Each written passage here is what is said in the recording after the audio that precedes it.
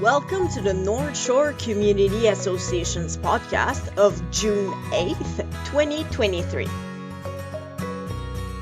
Today, our invited guest is Russ Kueber from Quebec City. He's the Director of Programs who works at the Community Health and Social Services Network, or CHSSN.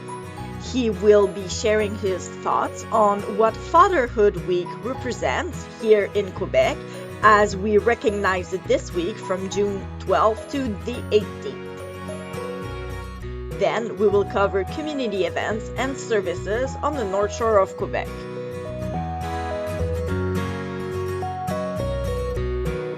My name is Russ Kueber, and I work for an organization. It's a provincial organization that supports the English-speaking communities across Quebec. And our main mission is to improve access to health and social services in the English language.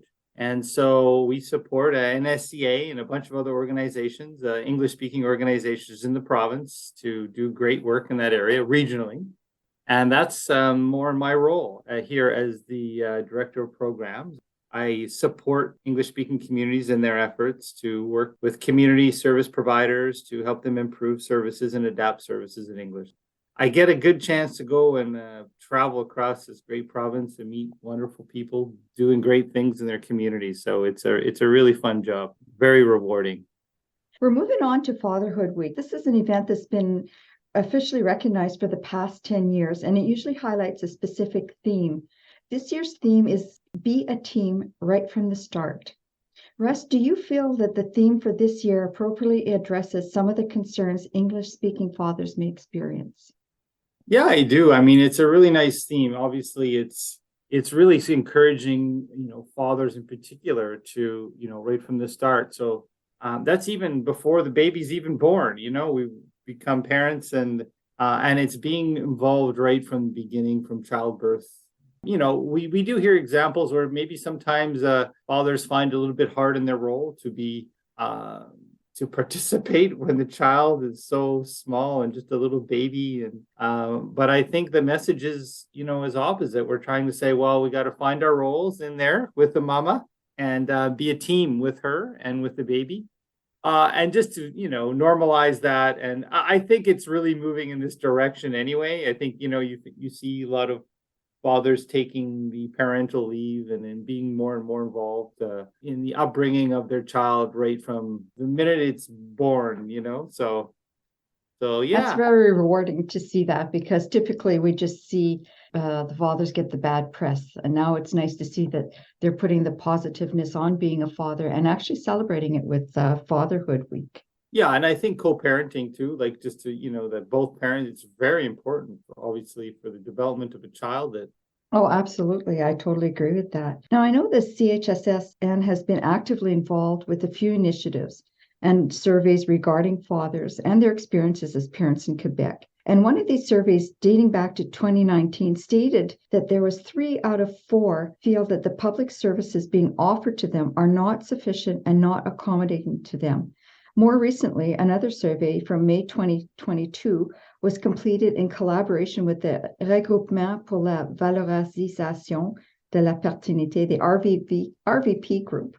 Would you be able to expand on these surveys and share a few of these findings and why it's been such an important survey?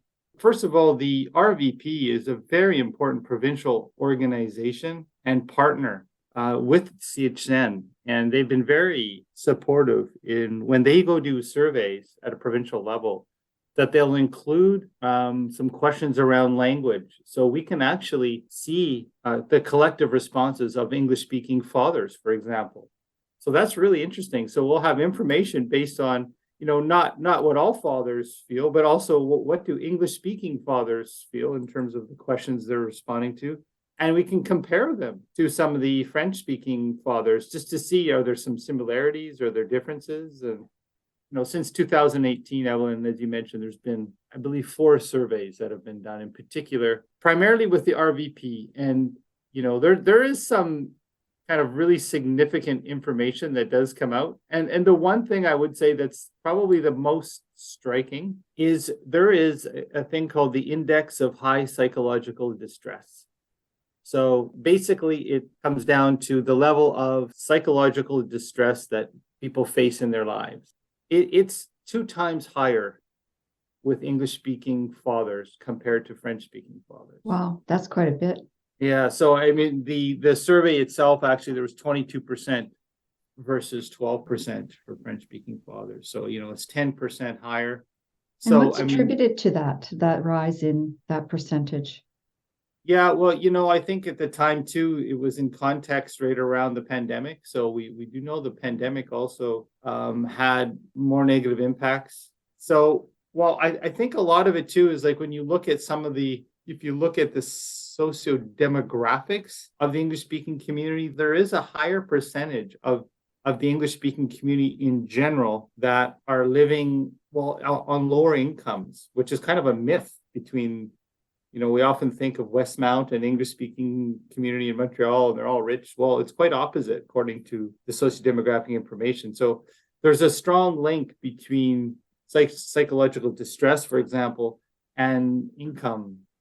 So there could be more stress related to job-related stress, and also there could be language barriers to receiving services is a big thing too, so depending on an English-speaking father's capacity or comfort level to go and receive services in French, they may choose not to seek services and preventative services, which then can build up over time, right? To actually create a significant, even mental illness. Yeah, you just touched upon it. So generally, English-speaking fathers here in Quebec, they have access to the resources to assist them with their parenting skills, and you've identified the socioeconomic factors that could affect that in their psychosocial development. Yeah. Is this being addressed, and if so, how? Yeah, well, I think the first thing is it's hard to address employment. But I think that, notwithstanding, I think there's efforts that are being made to encourage English-speaking community employability initiatives going on and looking at that. But I would talk about in terms of access to services in English, and the barriers sometimes that English-speaking community face in general. And I would say that organizations like NSCA across the province and the CHSSN, we're working hard to work with mental health service providers, other related service providers, to help them become aware of the English-speaking community needs and for them to, to the best of their ability, offer services in English. And once they're there, then I think we need to let the community know that the services are there and we should seek help when we need it. I think there's a tendency also for men to not want to seek help. That's the message we want to get out. It's okay to seek help. So what's being done, I think, in terms of access to services, we're doing a lot to try to promote the services that are available, encourage people to use them, and then services that may not be available, trying to work with them to, find maybe a bilingual person that can offer the service, translate documents and stuff like that.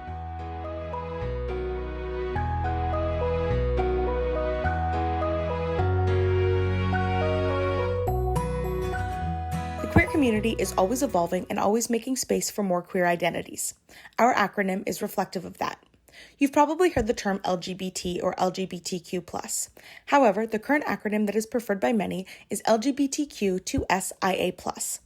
This stands for lesbian, gay, bisexual, transgender, queer, two-spirit, intersex, asexual, plus. This can feel like a lot to remember, so let's walk through the acronym and explore what each word means. Lesbian. This has historically been defined as women who only have attraction to other women, but it has been redefined to include non-binary people, transmasculine folks, and other non-men who are attracted to non-men. Gay, historically meaning men who are attracted to men. Similar to lesbian, it now includes people across the gender spectrum. It is also sometimes used by anyone queer to mean not heterosexual. Bisexual, meaning an attraction to more than one gender. There has been controversy over this label, as it used to mean being attracted to men and women, ignoring people who exist outside of the gender binary. Now, it is commonly accepted that bisexual means attraction to multiple genders, and may change definition slightly from person to person. Transgender, a person who does not identify with the gender that was assigned to them at birth, an umbrella term that includes trans, non-binary, agender, and other gender identities. Queer, an umbrella term for anyone who is not cisgender and heterosexual. Many people prefer this term as it feels more all-encompassing. Two-spirit, a gender identity outside of the gender binary, specific to certain queer Indigenous folks. Intersex, someone with sexual anatomy that does not exist in the binary of male and female.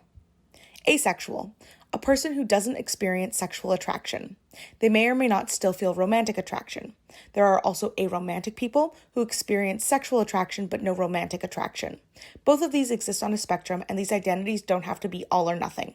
Plus, there are endless more queer identities that fall under this category. The reason the L comes before the G is quite significant to queer history.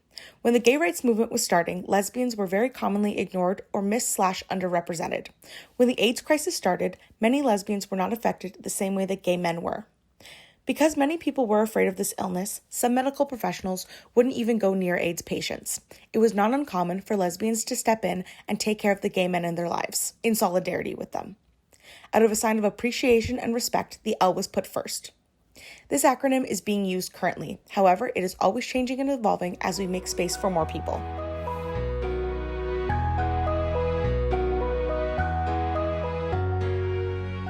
Calling all tour guides. Croisière Baie-Comeau is recruiting tour guides for the cruise ship industry. If you like walking and talking about your town and showing off the beauty of the North Shore, look no further.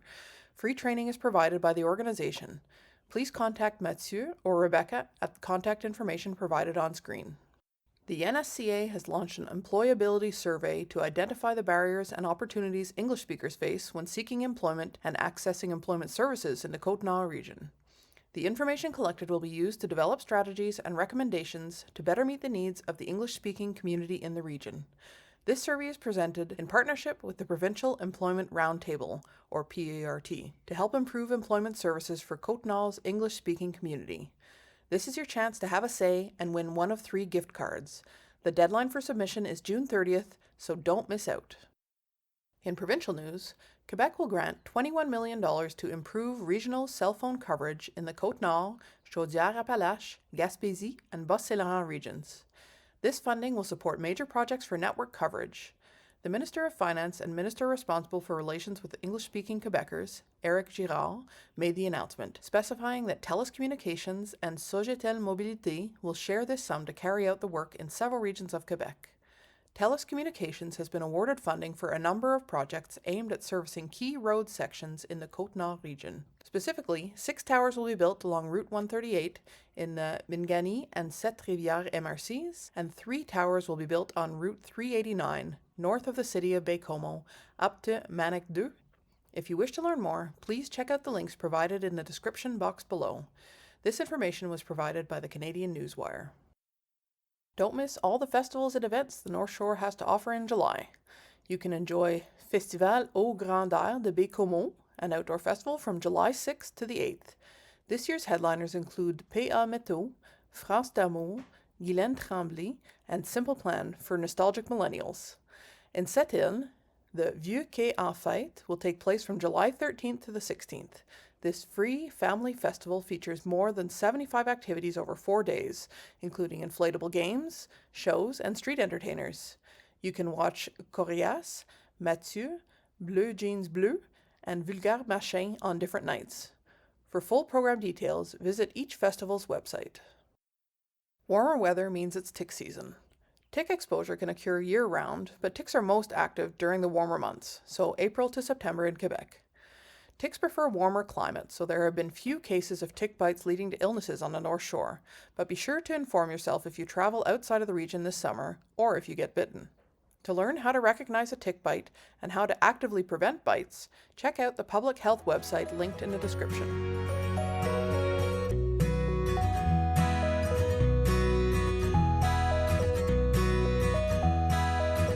We would like to thank our sponsor for this podcast, the Secrétariat aux relations avec les Québécois d'expression anglaise.